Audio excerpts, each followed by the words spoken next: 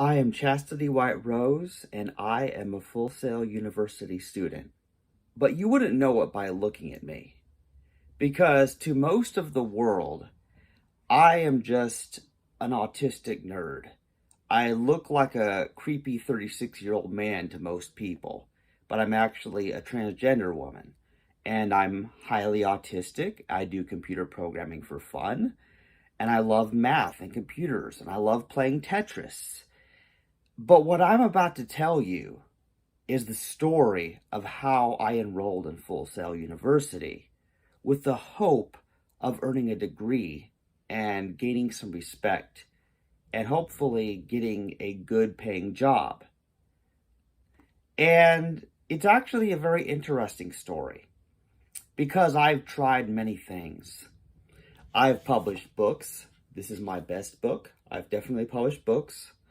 I am obsessed with My Little Pony, and I love that. I have a narwhal that I named Eyelashes.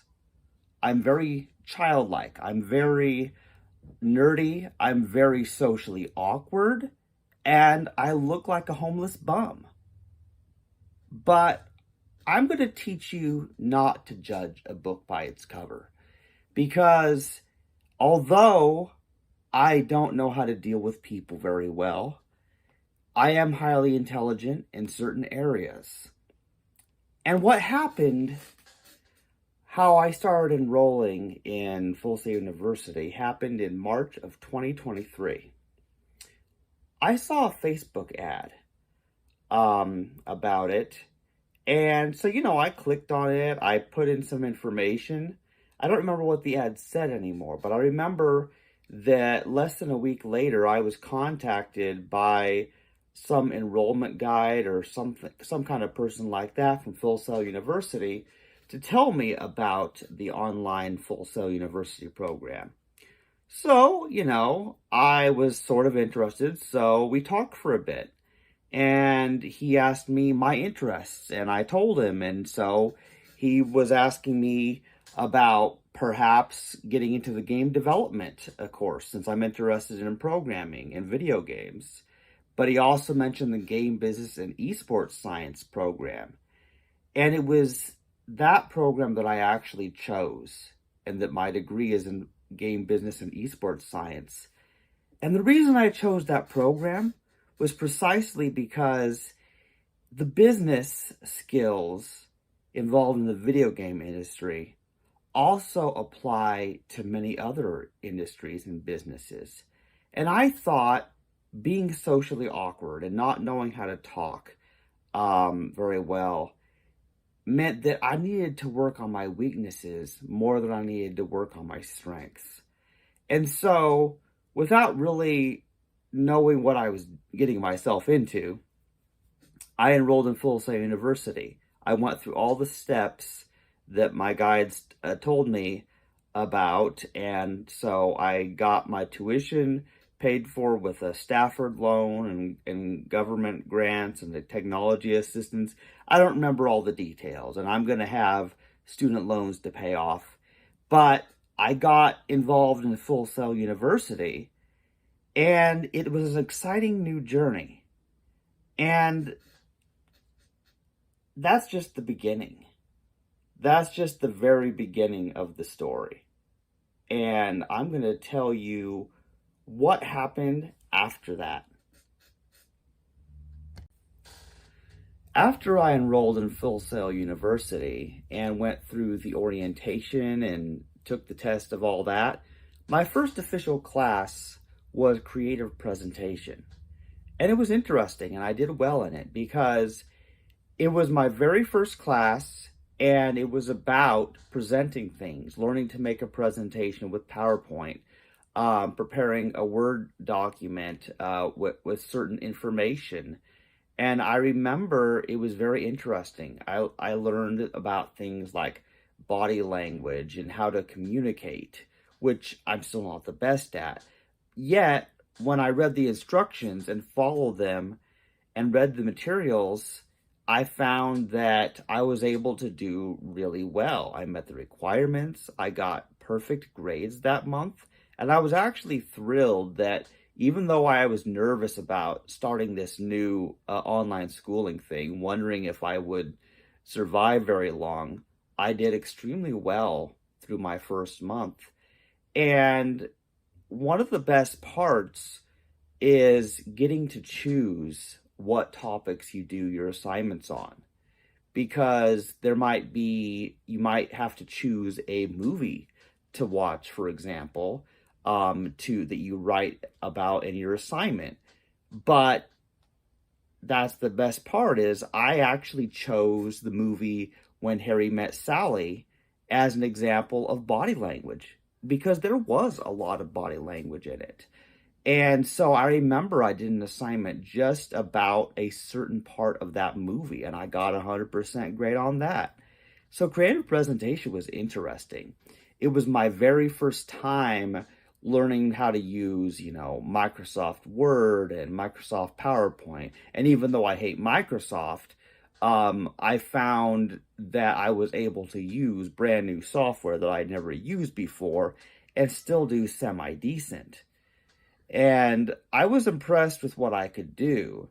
And that was an easier class than some. And maybe that's why they put it at the beginning of my program. So creative presentation is fun. And I can promise you that if you become a Full Sail student and you take creative presentation, you will probably enjoy it as much as I did. After I got done with creative presentation, my next class was psychology of play. And it was actually very interesting because we got into the psychology, the reasoning behind why people do things to relax or play video games. It's not just about playing video games, but anything that you do to relax, something to de-stress, it has effects on you, and the interesting different things people did. And so we wrote about various things, and it was actually a relatively easy class. And I can't remember very much about the assignments that I did specifically during that time. But one thing I did remember very clearly during that time is that I organized all of my files on my computer by their date, by the week of which class they were. And it was interesting because I got to study myself, I guess, what it was that I enjoyed so much about Tetris. And I definitely did assignments on the game of Tetris in that class, just as I have done in many of my classes, because it's such an important part of how I came to get really deep into programming and the way my autistic mind fits geometric objects together. So psychology of play doesn't even feel like it's a class. It feels more like therapy is what it feels like, because the fun of interacting with other students during the lectures and hearing their perspectives of what relaxes them and what play looks like for them, I found it very interesting. It was most enjoyable. That was probably one of the easiest, if not the easiest class that I had with my Full Sail University program so far.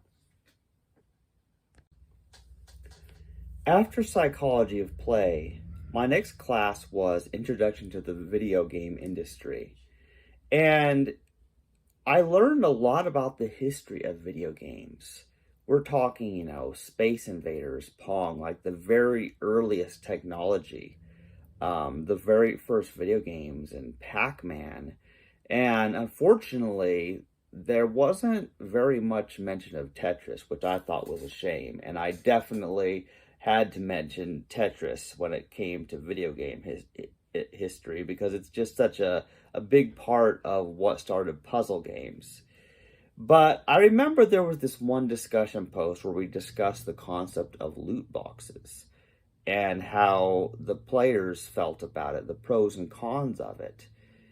And I thought it was interesting because we all got to research a controversial element of video games and then discuss with each other the pros and cons of it. And we had to research sides for and against the concept. And for those of you who don't know about loot boxes are like the idea where you can buy randomly generated items in a video game, usually an MMORPG or some similar games, or maybe even a different genre of game, but it's randomly generated. So people with more money to spend, they have a greater chance to randomly get good stuff that people with less money don't have access to. So because of that, some have criticized it as a pay to win element that rewards the rich and punishes the poor. And so even though I'm personally against it, I also was able to think about it from the side of how it makes money for the video game developers to do that. So it was video game history and information about how the video game industry functions, but there was a little bit of ethics tied into that. And ethics is definitely one of my biggest favorite things to talk about, and how we need to make ethical decisions even when creating or playing video games became clear to me while doing that class. And I feel like that's my biggest takeaway.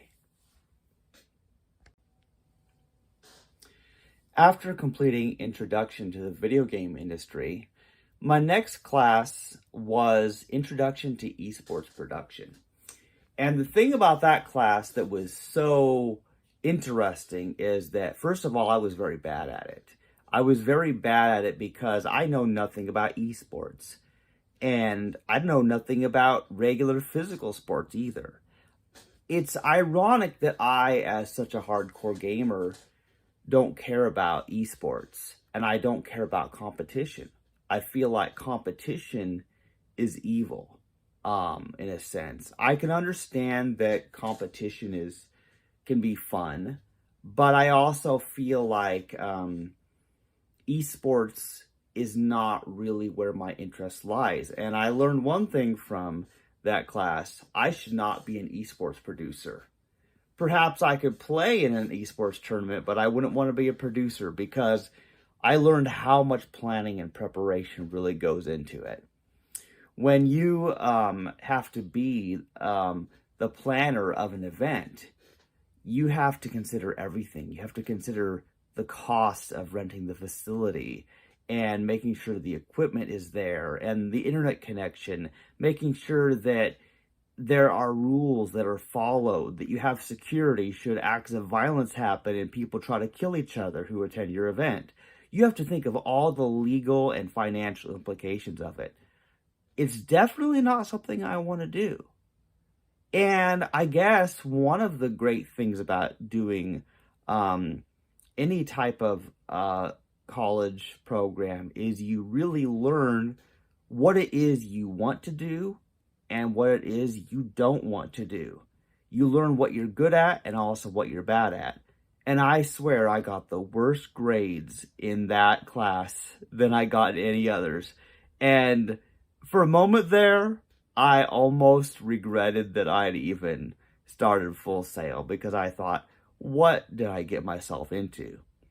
It was also during that time that I lost my job at Hy-Vee too. So I was at a really low place in my life. But nonetheless, that sad a time did pass. But I will say this: I really did respect my professor. He's a cool dude. But I told him he was doing the Lord's work, doing the class that he did, because some people should not be esports producers. Otherwise, we may end up with the next Gaming Paradise event. Look up Gaming Paradise esports event, and you will find the worst event ever in history. I had to watch a video on that, and I am traumatized for life by that. After Introduction to Esports Production, I had what was the most stressful and horrific experience in a class ever since I started my Full Sail university program up to this point. And what made it difficult was that at the time, I was starting a job in a nursing home as an activities assistant. Unfortunately, I did not have the time to dedicate to things that I wanted to, and I also ended up losing that job due to the administrator not liking me for being transgender.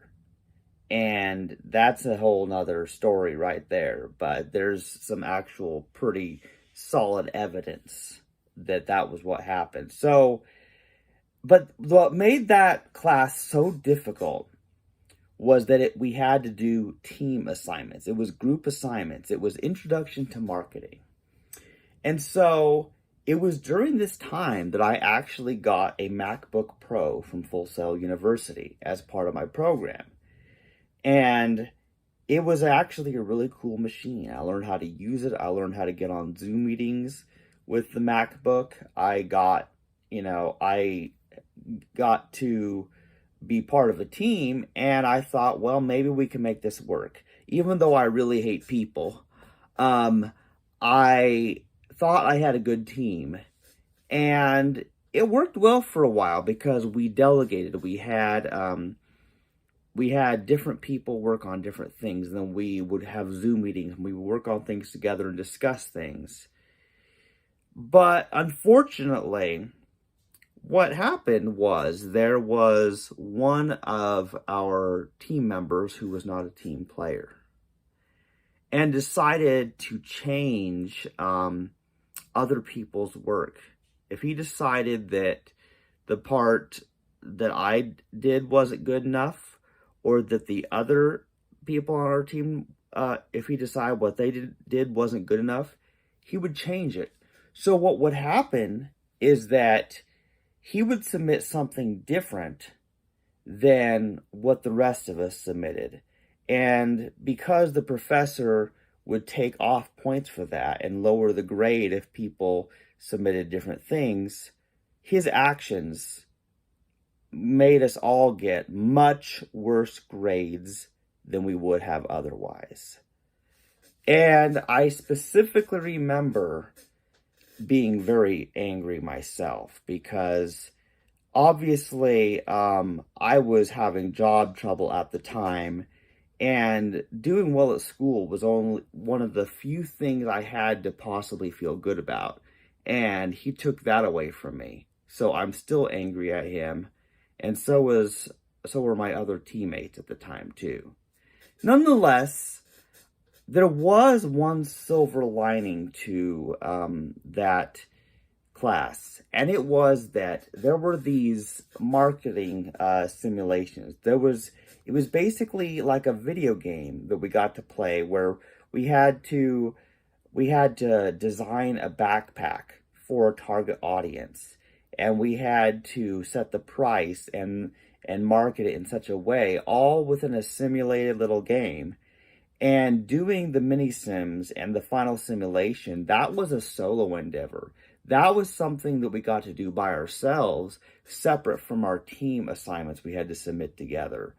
And it was actually a lot of fun. I genuinely enjoyed that part of it. I also enjoyed learning how to use that MacBook and what it was capable of, because this is my very first time using an Apple-based device like that. So the marketing class turned out to be very hard due to the timing of my life and having a very rude and inconsiderate teammate. But it wasn't all bad, and I did learn a lot about marketing. I really feel like I did learn something from that class that will probably benefit me in the future.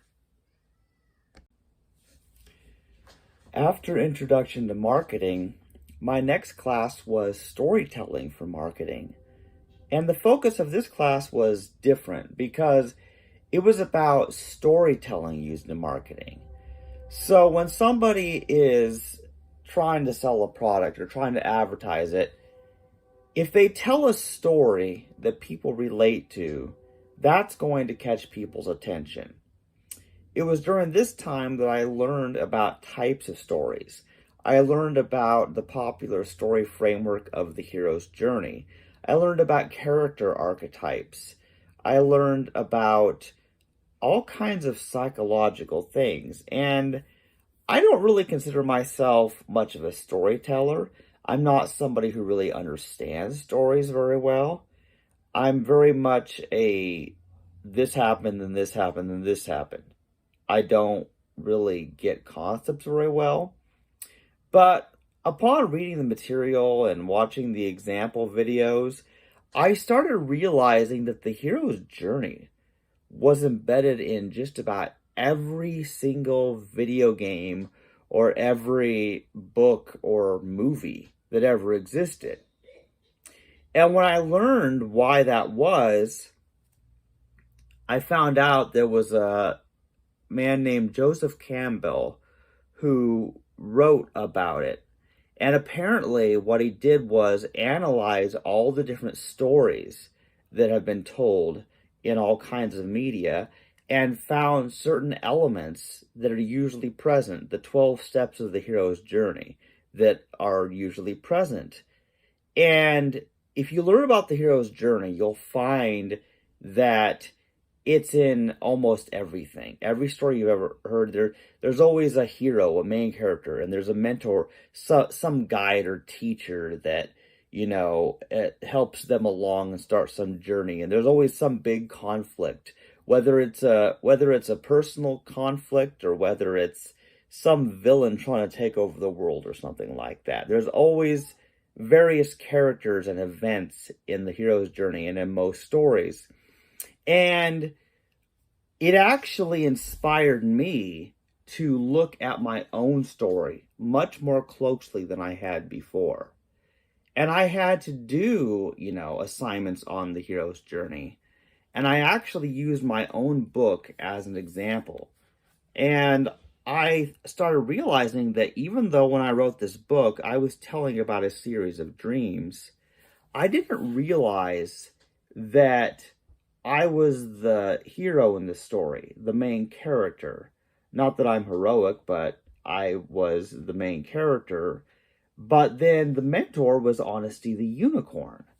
And I was just thinking about how ironic it is that I didn't know about the hero's journey, and yet throughout my series of books, there it is staring me in the face. And I had to do a big assignment on it. And I made a video about it, and I just was blown away at how important storytelling is. But the thing is, even if you're not a storyteller, if you're telling a story of something that happened, especially if that story is real, there are certain things that you're going to find. And analyzing any story deeper is something that I feel I learned to do from taking the storytelling and marketing class. And even if I never learned to use this to sell my books or any video games I make, I feel like there's a lot of personal benefit to understanding the depth of stories and recognizing those character archetypes. My current class, after I completed storytelling for marketing, is video sharing platforms. And in this class, we're learning about the different platforms on which people can share videos and the importance of hashtags and keywords and titles and descriptions and video image dimensions and ratios and the difference between long and short form. There's so much that goes into creating videos. There's the technical details about the pixels. There's the file formats. But there's also, how does a video catch or lose a person's interest? Storytelling is a big part of making videos.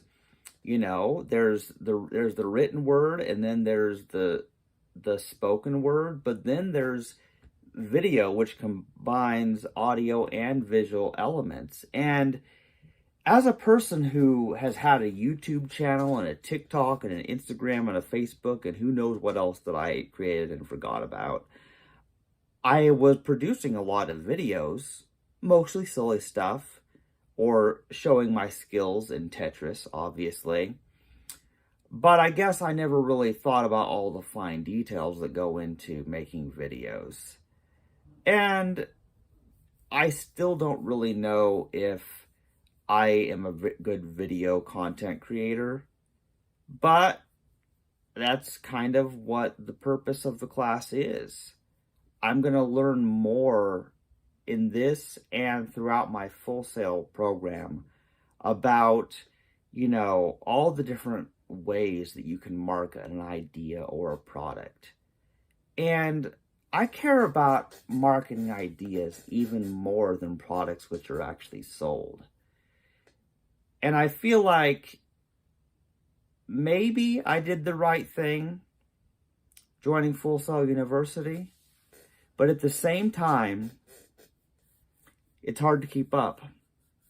I do have some good news. I got a job with Walmart overnight stocking, and I like it, but I also find that I'm so busy, I don't have time to dedicate to my schoolwork as much as I would like. Nonetheless, I keep at it and I keep learning things. And I'm hoping that I can complete Full Sail and get my degree. And even if I'm never able to get a job because of having a degree, something I learned in my program will probably pay off in the future and help me with something. That is my hope. And that is also my hope for you if you decide to become an online college student with Full Sail University or any other college or school that may be of interest to you to advance you in your career and your life in general. And also, please let me know if anything that I have shared has been helpful to you in your own journey. I have the messiest room in the world, and most of the stuff in here isn't even my stuff. But this is where the magic happens. This is the computer where I do my online schooling. This is a Minisforum mini PC. That is the PC right there. I have a monitor and I have a keyboard hooked up. Here's my friend Eyelashes, the narwhal, and this is amazing because this is a very non-standard computer. I'm into very interesting computers. And so this is the computer I do my online schooling on, and it works well for me. This is my most advanced computer. I also have a Pinebook Pro over here that I use sometimes for some things, and it's kind of a very odd computer, similar to the Raspberry Pi. But I thought people might like to see the computer that I use, and I use Ubuntu Linux. And here you can see me as I prepare my my post for one of my assignments. This is LibreOffice Writer, which is a free open source alternative to Microsoft Word. It's not exactly identical, but it works very well. Plus, there is the online interface of Microsoft Word that Full Sail students have access to. So I thought it just might be kind of cool to show the PC I actually use and the odd setup that I have. I want to give potential Full Sail students a general overview of what it actually looks like when someone's using a computer to do some online schooling with Full Sail. Because this is kind of information that may be helpful to people, especially Linux users like me. This is my Linux desktop. I'm using Ubuntu Linux with the XFCE desktop environment, and I use only free and open source software. And here is my Firefox web browser. I can view my student email here. I can view my Microsoft 365 account, which is part of my as part of my tuition with Full Sail, I have access to Microsoft Word, Excel, PowerPoint, OneNote, uh, Microsoft OneDrive. I have access to all that sort of things. And assignments are actually submitted on online.fullsail.edu. Um, and so this page shows the courses I've taken so far. I've completed all of these classes, for example. And so this is just a general idea of what it looks like. This was all done in April, I believe. And so for each thing, this was actually a very good month because I got 100% on all of my assignments. So if you go to any section, for example, each section will have instructions for things you have to do. So it has instructions, what your objective is, what your instructions are, videos to watch about it, and then you follow the directions, you submit your files, and this one I remember specifically. This was an assignment where I had to give a speech on one of the Full Sail graduates. Um, and I chose Karis Baker, the artist. And so this was a very good month, but that's just a general idea of what you do. And so this is online schooling. That's what's so cool about doing online school as opposed to in person on campus school is everything is computerized, everything is files, you have a student email, you have access to the Microsoft products. Even if you're working under Linux, you can still access everything you need from a web browser. You have a website to turn in your assignments. You can send messages to your instructors, to other students.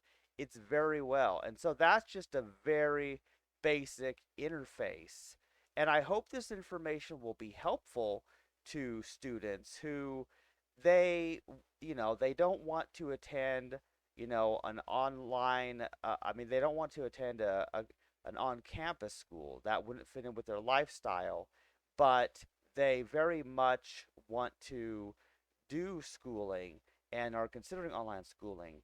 And I want people to know that even if they have a non-standard computer system, that they can still do classes with Full Sail University. And I've proven it.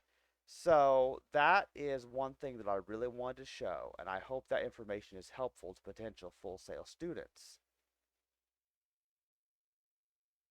I want to thank everyone for watching my journey of Full Sail University so far.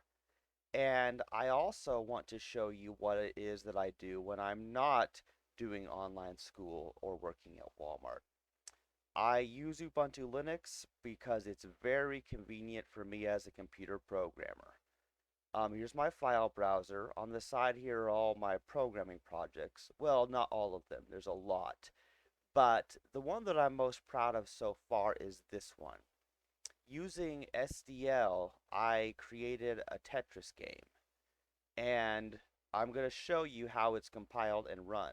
I right click with my mouse, open terminal here, and I have a make file. So if I do cat make file, you see my make file there with the commands that compile and run.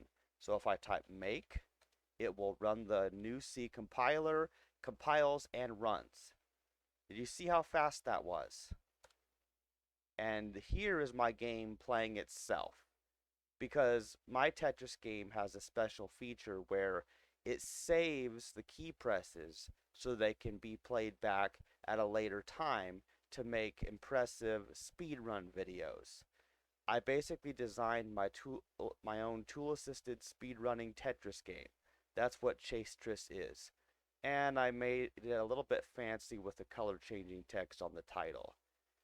I hope everyone has enjoyed watching my video, and please like and subscribe. Thank you very much.